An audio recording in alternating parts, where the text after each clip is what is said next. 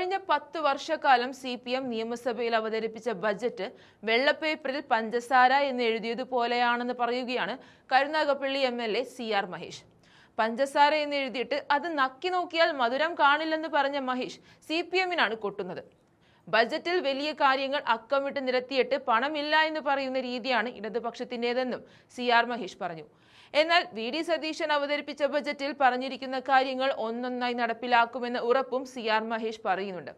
ഇടതുപക്ഷം കാറ്റിനൊഴികെ എല്ലാത്തിനും നികുതി ഏർപ്പെടുത്തിയ സർക്കാരാണ്. കാറ്റിനെ പിടിക്കാൻ കിട്ടാത്ത സാഹചര്യം ഉണ്ടായിരുന്നെങ്കിൽ അവർ അതിനും നികുതി ഏർപ്പെടുത്തുമായിരുന്നുവെന്നും കരുനാഗപ്പള്ളി MLA ചൂണ്ടിക്കാണിക്കുന്നുണ്ട്. തുടർഭരണത്തിൽ നിന്നും തുടർ പരാജയങ്ങളിലേക്ക് CPM നീങ്ങിയതിനു പിന്നിൽ അവരുടെ അഹങ്കാരം ഒന്നുകൊണ്ട് മാത്രമാണ്. ചരിത്രത്തിൽ ആദ്യമായി ഭരണം തുടങ്ങുന്നതിന് മുൻപ് തന്നെ സമരം തുടങ്ങി എന്ന റെക്കോർഡ് ഇനി ഇടതുപക്ഷത്തിന് സ്വന്തമാണ്. വെറും മുദ്രാവാക്യം വിളികളായി ഇടതുപക്ഷത്തിന്റെ സമരം മാറിയെന്നുകൂടി CR മഹേഷ് കുറ്റപ്പെടുത്തുന്നുണ്ട്. രമേശ് ചെന്നിത്തല ആഭ്യന്തര വകുപ്പിന്റെ ചുമതല ഏറ്റെടുത്തതോടെ കളികൾ മാറിയെന്നും മയക്കുമരുന്നിന്റെ അന്തകനായി ചെന്നിത്തല മാറിയെന്നും മഹേഷ് പറയുന്നുണ്ട്.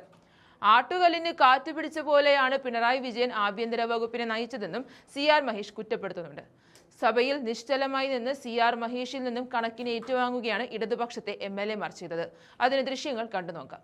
സാർ, ആത്മഹത്യയിൽ നിന്നും മനുഷ്യനെ ജീവിക്കുവാൻ പ്രേരിപ്പിക്കുന്ന സ്വാതന്ത്ര്യത്തിന്റെ, കാരുണ്യത്തിന്റെ, പ്രതീക്ഷയുടെ, പ്രത്യാശയുടെ ബഡ്ജറ്റാണ് സാർ.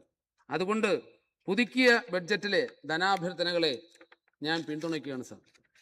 സാർ, തുടർ ഭരണത്തിൽ നിന്നും തുടർച്ചയായ പരാജയത്തിലേക്ക് നിങ്ങൾ എങ്ങനെ വീണു എന്ന് ഇപ്പോഴും നിങ്ങളുടെ ഉള്ളിൽ ചർച്ച നടക്കുകയാണ്. സാർ, കുറ്റം നിങ്ങൾ കണ്ടുപിടിച്ചു, പക്ഷെ കുറ്റക്കാരില്ല. കുറ്റക്കാരുടെ പേര് പറയാൻ നിങ്ങളുടെ നാവ് പൊങ്ങുന്നില്ല സാർ. പറഞ്ഞാൽ നാവ് അരിയുമോ എന്ന ഭയം നിങ്ങളെ വേട്ടയാടുകയാണ്. അത് കണ്ടുപിടിക്കാതിരിക്കട്ടെ, അതാണ് ഞങ്ങൾക്ക് നല്ലത് എന്നാണ് ആ കാര്യത്തിൽ പറയാനുള്ളത് സാർ. സാർ, കഴിഞ്ഞ തെരഞ്ഞെടുപ്പിൽ നിങ്ങളുടെ പ്രചണ്ഡമായ പരസ്യവാചകം LDF അല്ലാതെ മറ്റാരുണ്ട് എന്നായിരുന്നു സർ. ആ വാക്ക് തുടർ ഭരണത്തിൽ നിന്നും നിങ്ങൾക്കുണ്ടായ അഹങ്കാരമല്ലേ സർ? ജനങ്ങളോടുള്ള വെല്ലുവിളിയായിരുന്നില്ലേ? ആ പ്രചരണം അങ്ങ് ഏറ്റു സാർ. പരസ്യം ജനം ശരിയായ അർത്ഥത്തിലെടുത്തു. ബാലറ്റിൽ ജനം സൂക്ഷ്മമായി പരതി LDF അല്ലാതെ കൊള്ളാവുന്ന മറ്റാരുണ്ട്? UDF ഉണ്ട് സാർ. സാർ, എൻ്റെ സംശയം ഒരാൾ 2 വോട്ട് ചെയ്തോ എന്നാണ്. കാരണം ഇല്ലെങ്കിൽ ഇത്രയും ഭൂരിപക്ഷത്തിൽ ഇത്രയും ആളുകൾ ഒരുമിച്ച് ജയിച്ചു വരില്ലായിരുന്നു സാർ. 2 വോട്ടിൽ 1 ഞങ്ങൾക്കുള്ള പിന്തുണയാണ്, 1 വോട്ട് നിങ്ങളോടുള്ള ശക്തമായ പ്രതിഷേധമാണ് സാർ. സാർ, ഇപ്പോഴും നിങ്ങൾ പറയുന്നത് നവകേരള സദസ്സ് കൊണ്ട് ഗുണമുണ്ടായി എന്നാണ്. ഗുണമുണ്ടായി, അതാണല്ലോ AD തോമസ് ഇവിടെ MLA ആയിട്ട് വന്നിരിക്കുന്നത്. ഗുണമുണ്ടായി സാർ. സാർ, ചരിത്രത്തിൽ ആദ്യമായിട്ടാണ് ഭരണം തുടങ്ങുന്നതിന് മുന്നേ സമരം അങ്ങ് തുടങ്ങി സാർ. സാർ, ഊഹാപോഹങ്ങളുടെ പേരിലാണ് സമരം, കിംവദന്തികളുടെ പേരിലാണ് സമരം. സാർ, അന്തരീക്ഷത്തിൽ നിന്നും ഭസ്മം എടുക്കുന്നത് പോലെ ഇങ്ങനെ ഊഹാപോഹങ്ങളുടെ പേരിൽ കേരളത്തിൽ സമരം ചെയ്ത ഞങ്ങളുടെ ഒരു നാടകം ഉണ്ട്, മുച്ചീട്ടുകളിക്കാരൻ്റെ മകൾ. അതിനകത്തൊരു സംഭാഷണമുണ്ട് സാർ. സമരത്തിന് അങ്ങനെ വലിയ ആളൊന്നും വേണമെന്നില്ല, മുദ്രാവാക്യം ഉണ്ടായാൽ മതി. സാർ, ഇപ്പോൾ നടക്കുന്ന സമരങ്ങളെല്ലാം അങ്ങനെയുള്ള സമരങ്ങളാണ് സാർ.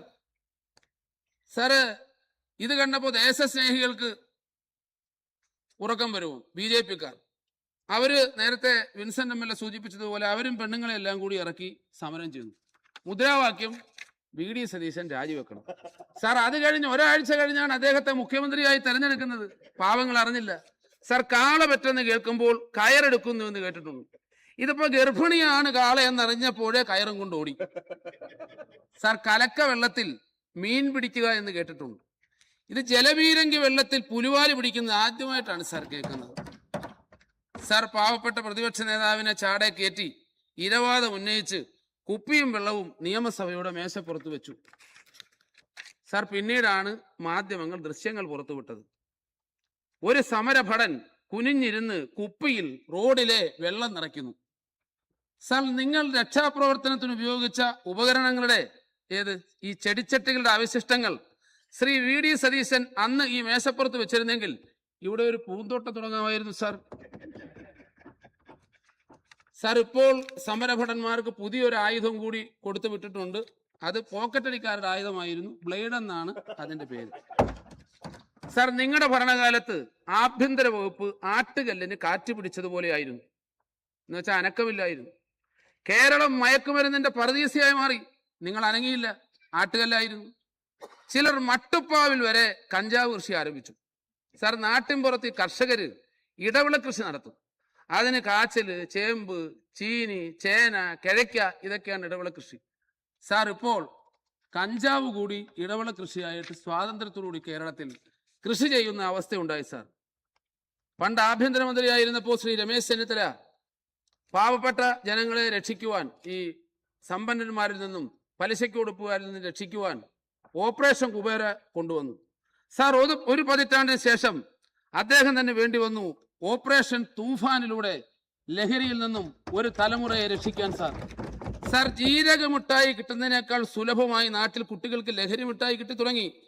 അപ്പോഴും നിങ്ങൾ ആട്ടുകല്ലായിരുന്നു. സാർ, അനക്കമില്ലായിരുന്നു. സാർ, നെല്ല് പത്തായത്തിലുണ്ടെങ്കിൽ എലി പത്തനാപുരത്ത് നിന്ന് വരും എന്നൊരു ചൊല്ലുണ്ട്. സാർ, മയക്കുമരുന്ന് എവിടെയുണ്ടോ അവിടെ ശ്രീ രമേശ് ചെന്നിത്തലയും പോലീസും ഓപ്പറേഷൻ തൂഫാനുമായി എത്തും. സാർ, അതാണ് സാർ കേരളം കണ്ടുകൊണ്ടിരിക്കുന്നത്. സാർ, പ്രളയം വന്നപ്പോഴും കോവിഡ് വന്നപ്പോഴും ഞങ്ങൾ രാഷ്ട്രീയം മറന്ന് നിങ്ങളോട് സഹകരിച്ചു.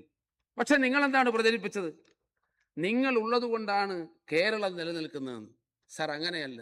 നിങ്ങൾ ഉള്ളത് കൊണ്ടാണ് ഈ ലോകം തന്നെ, ഈ അണ്ടകടാഹം തന്നെ നിലനിൽക്കുന്നത്. പക്ഷെ അത് ആര് പറയും? അത് നിങ്ങൾ തന്നെ പറയേണ്ടി വരും.